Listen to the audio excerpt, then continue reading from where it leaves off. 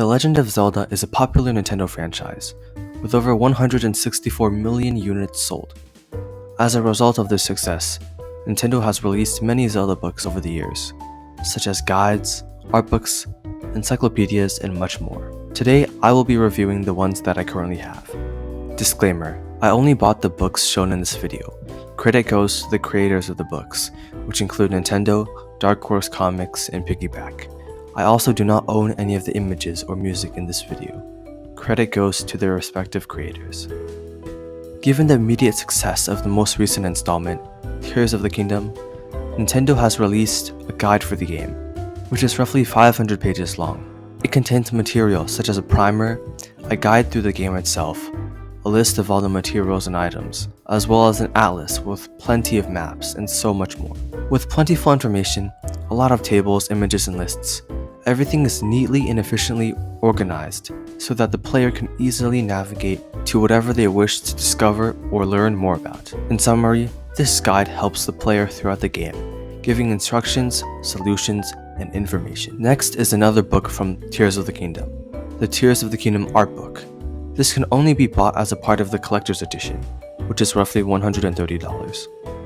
This art book contains pages upon pages of art, design, and scenery. The art ranges from details about a certain object to concept art to people. Creating a Champion switches to a different game, Breath of the Wild, which, as of today, is the best-selling Zelda game, the top 20th best-selling game ever. Creating a Champion is not a guide, but rather a sort of art book holding more than 400 pages of concept art, detailed figures, character models, information about in-game items and events, as well as developers' notes. In my opinion, this is the best book to buy, and if you are a fan of the game, the $30 is worth it. There's just endless concept art, and it is jam-packed with so much content that can't be found anywhere else. The next book is an older book, The Legend of Zelda Encyclopedia.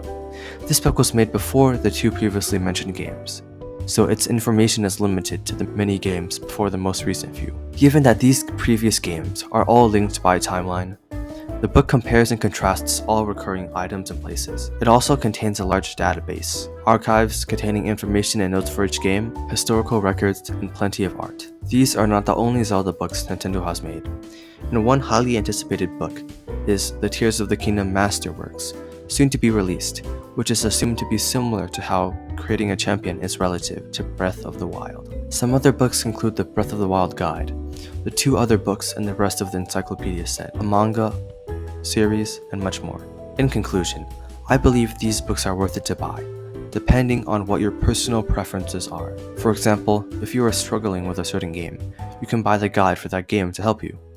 If you're interested in seeing more concept art, then an art book would be most fitting. In summary, if you're a fan of the franchise, especially a certain game or games in particular, certain books are more suitable for you than others.